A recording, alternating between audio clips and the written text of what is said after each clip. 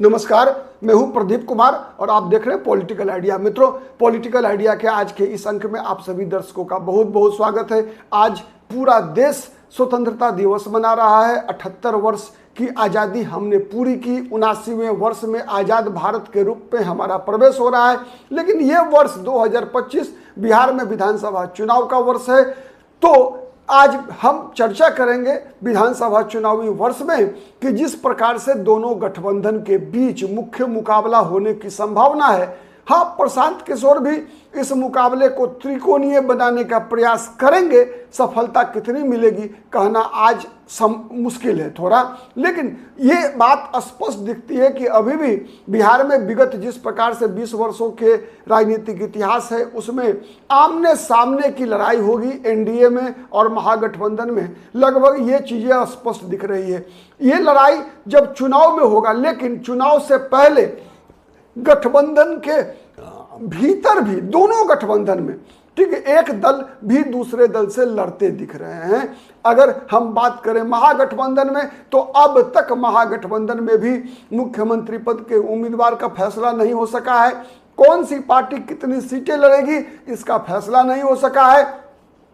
क्या तेजस्वी यादव मुख्यमंत्री पद के उम्मीदवार के रूप में चुनाव में जाएंगे इसका फैसला नहीं हो सका है। क्या मुकेश सहनी को उप मुख्यमंत्री पद का उम्मीदवार बनाया जाएगा इसका फैसला नहीं हुआ है। वही हाल एनडीए में है।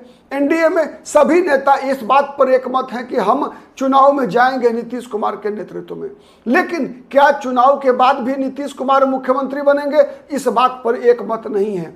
किस पार्टी को कितनी सीटें मिलेगी इस बात पर अभी तक कोई सहमति नहीं बनी है। चिराग पासवान क्या करेंगे इसके बारे में कोई दावे के साथ नहीं कहा जा सकता। कई बार चिराग पासवान के बयान हो या फिर एनडीए में अन्य दल जो अनऑफिशियली ऑफ द रिकॉर्ड बात करने वाले लोग हैं, ऐसा बताते हैं कि चिराग पासवान से एनडीए के अंदर भी खेला चिराग पासवान भी कर सकते हैं। 2020 जैसा खेला भी हो सकता है। इसके संदर्भ में कई सबूत हैं हमारे पास। जब चिराग पासवान कहते हैं कि हम 243 विधानसभा सीटों पर चुनाव लड़ेंगे, जब चिराग पासवान कहते हैं कि मैं मुख्यमंत्री, चिराग पासवान खुद नहीं बल्कि उनकी पार्टी के लोग, बड़े आधिकारिक व्यक्ति, उनके सगे बहनोई अरुण भारती कहते हैं कि चिराग पासवान मुख्यमंत्री के उम्मीदवार के रूप में विधानसभा चुनाव लड़ेंगे, तो बातें शक जो है वो विश्वास में बदलता है। वही बहुत ही चालाकी से, बहुत ही महीन तरीके से, चूंकि आप एक बात का ख्याल रखिए कि बिहार की राजनीति में लगातार 20 वर्षों में अगर सबसे बड़ा कोई चाणक्य है तो एक चाणक्य बिहार में सबसे बड़े चाणक्य के रूप में नीतीश कुमार स्थापित हो चुके हैं। नीतीश कुमार से बड़ा चाणक्य बिहार में कोई नहीं है और ये बातें नीतीश कुमार ने साबित किया। बहुमत किसी का, सीटें अधिक किसी की, लेकिन मुख्यमंत्री नीतीश कुमार। बिहार में केवल उप मुख्यमंत्री बदला है, विपक्ष के नेता बदले हैं, विधानसभा अध्यक्ष बदले हैं, मंत्री का रेशियो बदला है, मुख्यमंत्री नहीं बदला। भले ही नीतीश कुमार की पार्टी 1 नंबर पे हो, 2 नंबर पे हो या 3 नंबर पे हो, ये बात तो सच्चाई है।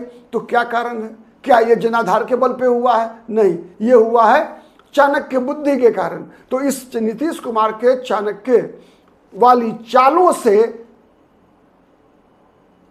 सभी लोग अवगत हैं। न केवल एनडीए में बल्कि महागठबंधन को भी उसका स्वाद लग चुका है कि किस प्रकार से जब नीतीश कुमार को जरूरत पड़ता है तो लालू यादव का पैर पकड़ लेते हैं और जब जरूरत निकल जाता है तो लालू यादव को लात मार देते हैं। वैसे ही जब जरूरत पड़ती है तो नरेंद्र मोदी का पांव छूते हैं और मतलब निकल जाता है तो मिट्टी में मिल जाएंगे लेकिन आपके साथ नहीं जाएंगे। तो ये बातें हैं। लेकिन चलिए मुख्य मुद्दे पर आते हैं।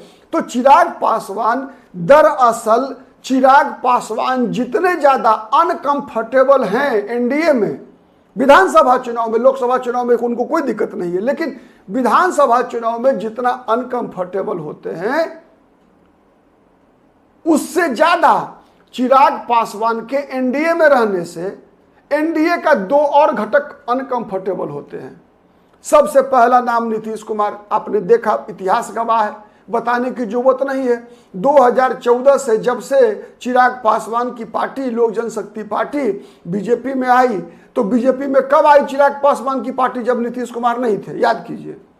जब नीतीश कुमार नहीं थे तब आई चिराग पासवान की पार्टी, रामविलास पासवान की पार्टी। चूंकि रामविलास पासवान जब बीजेपी को छोड़कर गए थे तो उसके पीछे कोई गोधरा का बहाना नहीं था, कोई गुजरात का बहाना नहीं था, कोई नरेंद्र मोदी का बहाना नहीं था। बहाना था, सच्चाई नहीं थी। सॉरी, यह बहाना था केवल गोधरा का। दरअसल रामविलास पासवान चाहते थे कि वर्ष 2000 में जब 7 दिन के लिए मुख्यमंत्री नीतीश कुमार बने थे, तो रामविलास पासवान की हार्दिक इच्छा थी कि रामविलास पासवान को एनडीए मतलब अटल बिहारी वाजपेयी मुख्यमंत्री बनाए बिहार में। लेकिन वाजपेयी का आशीर्वाद मिल गया नीतीश कुमार को। फर्स्ट कम फर्स्ट गेट, क्योंकि नीतीश कुमार एनडीए में पहले शामिल हुए थे, रामविलास पासवान बाद में शामिल हुए थे। इसीलिए शायद बीजेपी ने तय कर लिया कि नहीं, नीतीश कुमार उन दिनों बीजेपी के साथ आए थे जब बीजेपी किसी और दल के लिए अछूत मानी जाती थी, अस्पृश्य मानी जाती थी। बीजेपी में कोई सटना नहीं चाहता था। उन दिनों नीतीश कुमार और जॉर्ज फर्नांडिस के नेतृत्व में समता पार्टी ने बीजेपी से गठबंधन किया और बीजेपी की अस्पृश्यता खत्म किया था नीतीश कुमार और जॉर्ज फर्नांडिस ने। इसीलिए बीजेपी का, वाजपेयी जी का आशीर्वाद नीतीश कुमार को मिला, जिसकी चर्चा नीतीश कुमार लगातार किया करते हैं। तो उसी समय से रामविलास पासवान खुन्नस में थे। फिर 2001 में बहाना मिला रामविलास पासवान को गोधरा का और वो चल दिए बाहर। तो रामविलास पासवान, याद कीजिए, एनडीए में तब आए जब नीतीश कुमार एनडीए में नहीं थे और सब कुछ ठीक चला। 2014 का लोकसभा चुनाव, 2015 का विधानसभा चुनाव, लेकिन 2019 के लोकसभा चुनाव में नीतीश कुमार ने क्या किया? याद कीजिए, 7 में से 1 सीट झटक लिया, 6 सीट दिया, बदले में रामविलास पासवान को राज्यसभा जाना पड़ा। खैर, वो बीजेपी के कोटे से गए, बीजेपी ने कंपनसेट किया। फिर 2024 के लोकसभा चुनाव में फिर 1 सीट चिराग पासवान से छीन लिया। 2020 के विधानसभा चुनाव में सीट देना नहीं चाहते थे कि 15 लड़ लो, 14 लड़ लो, चाहते थे नीतीश कुमार की भाग जाए। वही खेल इस बार भी करने का प्रयास है कि किसी भी प्रकार से चिराग पासवान एनडीए छोड़ के भाग जाए, गुस्सा के भाग जाए। आपको याद होगा 2 दिन पहले भी इस तरह की चर्चा चली राजनीतिक सर्किल में, पॉलिटिकल सर्किल में, कि चिराग पासवान एनडीए से इस्तीफा देने जा रहे हैं। चिराग पासवान ने तय कर लिया था, लेकिन फिर बीजेपी के लोगों ने समझाया तो चिराग पासवान ने क्या बयान दिया है कि जब तक नरेंद्र मोदी पीएम है तब तक हम एनडीए छोड़कर नहीं जाएंगे। ऐसा कहा जा रहा है कि नरेंद्र मोदी और अमित शाह ने चिराग पासवान से बातचीत की।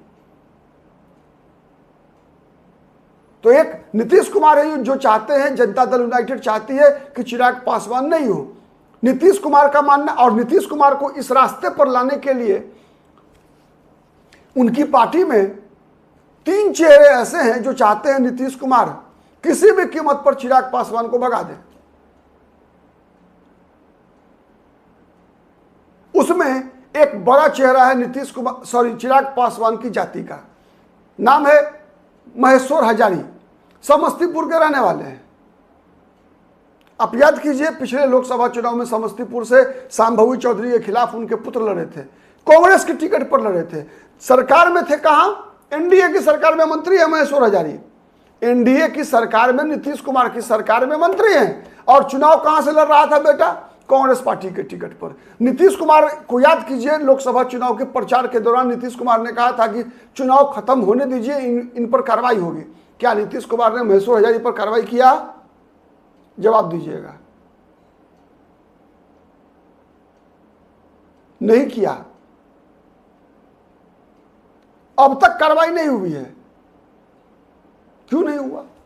इसका मतलब स्पष्ट है ना कि नीतीश कुमार के इशारे पर ही अशोक चौधरी की बेटी भी लड़ रही थी, और नीतीश कुमार का ही गेम प्लान था कि अशोक चौधरी की बेटी भी लड़े और महेश्वर हजारी का बेटा भी लड़े। सह और मात दोनों में से कोई जीते, नीतीश कुमार, चित भी मेरी पट भी मेरी। तो ये समझ रहे हैं आप इस चीज को? जनता दल चिराग पासवान की पार्टी के पिछली बार 5 सदस्यों को किसने तोड़वाया? इस बार भी गेम देखिए, गेम चिराग पासवान को अंतोगत्वा लोकसभा चुनाव में मजबूर होना पड़ा नीतीश कुमार के सामने, बीजेपी के दबाव पर भी। दिनेश सिंह की पत्नी बीना देवी को टिकट देने के पे मजबूर होना पड़ा। क्यों? आप याद कीजिए, चिराग पासवान चुनाव से पहले चिराग पासवान का बयान था हाजीपुर में आम सभा को संबोधित करते हुए कि किसी भी धोखा देने वाले व्यक्ति को टिकट नहीं देंगे।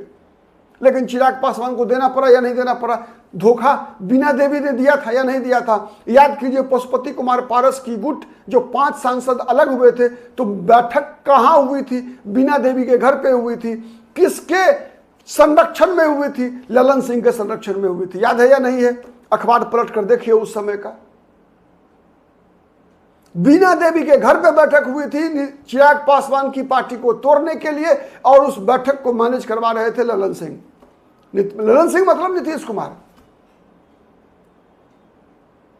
तो सांभवी चौधरी को टिकट दिलवाना, बीना देवी को टिकट दिलवाना या मजबूर करना, राजेश वर्मा क्या है?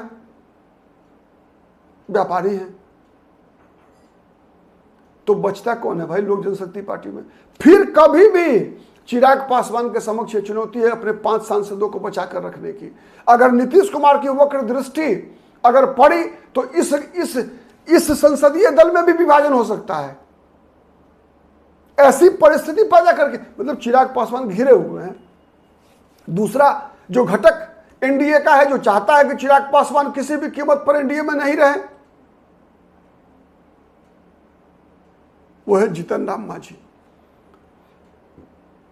जीतन राम मांझी को लगता है कि वो बिहार के पहले मुख्यमंत्री रहे हैं, दलित नेता में सबसे वरिष्ठ नेता हैं, सबसे पुराने नेता हैं, तो उनको चिराग पासवान से कम महत्व क्यों मिलता है? इस बात का दर्द है, इस बात का जलन है जीतन राम मांझी को। और इसी दर्द, इसी जलन में वो भी नीतीश कुमार को लगातार महेश्वर हजारी की तरह ही पोक कर रहे हैं। पोकिंग चालू है, उकसाना, ठीक है, उकसा रहे हैं कि अरे इस चिराग को निकालिए, सहनी को ले आइए गठबंधन में।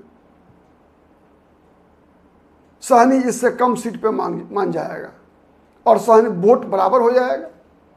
हम हैं ना दलित वोट के लिए। तो ये खेल, ये ड्रामा दूसरे नंबर पर है। जीतन राम मांझी वो उनको लगता है कि अगर चिराग पासवान अगर एनडीए से बाहर चले गए तो फिर प्रधानमंत्री मोदी के लिए भी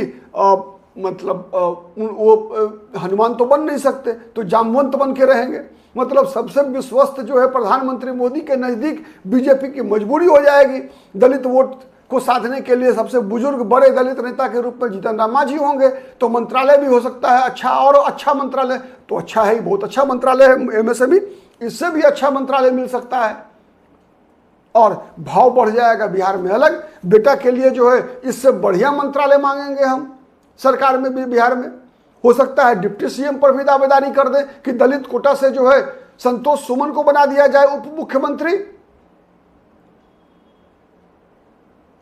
तो ये सब चुनौतियां हैं। अब देखते हैं इस चुनौती से कैसे चिराग पासवान निपटते हैं, कैसे चिराग पासवान को भारतीय जनता पार्टी भी सुरक्षित रख पाती है। क्योंकि एक बात तो मानकर चलिए, मेरे अनुसार, जहां तक जितना मेरा अनुभव है उसके अनुसार, भारतीय जनता पार्टी के लिए नीतीश कुमार की तुलना में ज्यादा विश्वसनीय चिराग पासवान है। विश्वसनीयता की बात मैं कर रहा हूं। वोट किसके पास कितना ज्यादा है, वोट के मामले में अनडाउटेडली आज के दिन में भी चिराग पासवान से थोड़ा सा ज्यादा नीतीश कुमार के पास है। उसका कारण है कि नीतीश कुमार मुख्यमंत्री हैं। अगर मुख्यमंत्री पद से हट जाएं और चिराग पासवान को मुख्यमंत्री पद का उम्मीदवार बना दिया जाए और नीतीश कुमार भी मुख्यमंत्री पद के उम्मीदवार रहे, दोनों कुर्सी पे नहीं रहे, तो असली परीक्षा होगी। और मेरा मानना है कि उस परीक्षा में चिराग पासवान नीतीश कुमार से कोसों आगे हैं। लेकिन जब नीतीश कुमार मुख्यमंत्री पद पर हैं और चिराग पासवान मुख्यमंत्री नहीं है, तो फिर यह मुकाबला बराबरी का नहीं होगा। कुछ ना कुछ मुख्यमंत्री कुर्सी पर रहने का फायदा मिलता ही है, तो वो फायदा नीतीश कुमार के साथ है। तो आज के लिए इतना ही। बहुत बहुत धन्यवाद। नमस्कार। जय हिंद, जय भारत।